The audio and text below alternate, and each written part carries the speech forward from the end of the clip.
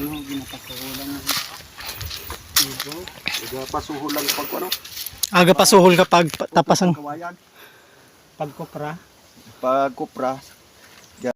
At dito nga guys ay kwento ni Uncle yung ano kung ano yung buhay niya dito sa probinsya. At ito nga daw yung inuulingan niya po ng mga ano po sa lubi. Yung tawag dito sa amin ay paya. Yan po yung inuuling niya. At syempre kung magkano yung kita niya ay hati po sila ng may-ari. At bantay lang po siya daw dito at kulang daw yung kinikita niya, kaya yun po yung gusto niyang humingi po sa mga kapatid niya na para mabigyan siya ng puhunan. Amo ni siya ang ginanahan, ginatabawan daw sa bukid. Oo. Pamugunan. Pamugunan. Bali na ginano mo kol? Ginano mong kawayan? Tapas? Gamit ko sa sa balay. Haregi Kay losbot na anakon atupsan akong balay. Ako naman ako naman islan. Islan naman sin sin atop.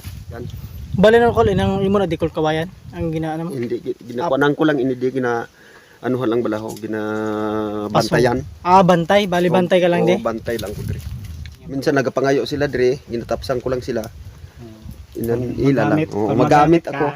Okay lang, kuha lang ko. Kuha lang ko. Kaya pag gusto ka lang gamit sa kuan. Mayong tagiya. Miskin kuan gali ginapabaligya pa ako sin kawayan kapitan sinitin tagiya. Kapitan ang tag-iya. Ay ara na lang ko sa iya, nagabulig-bulig man siya sa abot ko sa gihapon sa inyo. Day, pani, naning istorya ako sa inyo kung kuan man nyo nakita man nyo ako, nabatian man nyo ako. Mulang itong akon man gin paabot sa inyo kung pwede ning day, kung mabuligan man nyo ako, kung maluoy man kamo sa akon.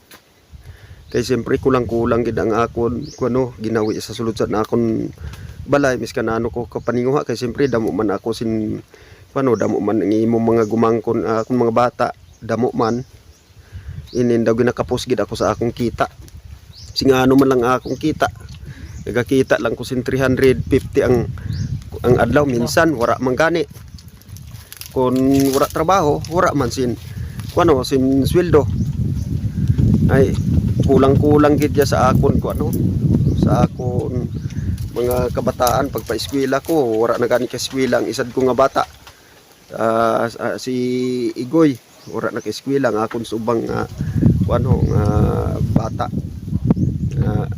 an sa ulhi ko nga nga asawa ay pero si Nonoy amo naga man si Nonoy bulig-bulig sa akon pero kay mahirap man si Nonoy way man ka trabaho san maayo nga trabaho kulang-kulang man siya iya man kinawala ang iya sweldo ay dili na lang ko nagakuan gid ka Nonoy sabi nga gapangayo ako sa iya sin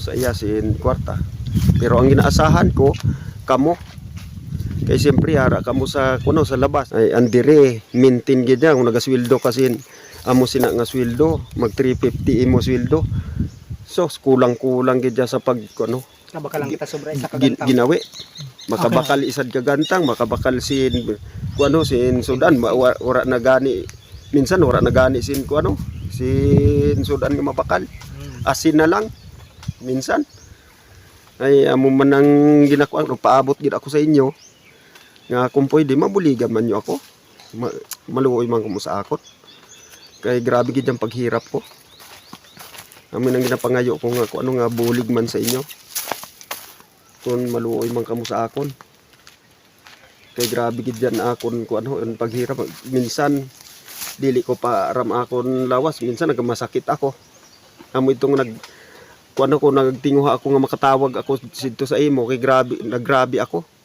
grabe siton kuan ko pag masakit ko grabing niwang ko so yun ma'am amo lang daw po itong gusto na ipaabot ni Uncle na sabi niya daw na tani daw mabuligan niyo daw po siya sa ginapangayo nila nga pang kapital at trabaho po niya dire nga ini po pagpasuhol po sa pagpautod sa kawayan sa pagbantay siyempre pagtapos na po siya kung san iyasin kawayan pasuhol di pa mama nagaano po siya nagauling Yan, bali extra income po para daw po may panggamit po sa estudyante nga nag-eskwela po diri subong high school. Bali amo po ini siya naman ang iyang ginatapahan. Tapos bali ma'am, ang duta po gali na ini ma'am, bali hindi po gali ni sa iya, bali bantay lang po siya. Tanay ma'am, makita mapanood mong video ni Paul Jerome sa mga utod niya daw dira na ginapanawagan niya na kung ano po ang iyasing kahimtangan diri sa buong sa balod. Amo lang po ito ang gusto naton i-vlog kay Uncle na nag-request ang iya bata nga para daw maka-istorya lang iyasing mga utod para makapangayo sing bulig. So amo lang po ina, madamo gini salamat and God bless po. Yun guys, kahit gaano kalayo guys yung request ng followers natin, puntahan natin para siyempre para makatulong tayo sa kanila at para maibigay natin yung gusto nila na at kahilingan nila na makausap yung kapatid niya. Yun, maraming salamat sa inyo.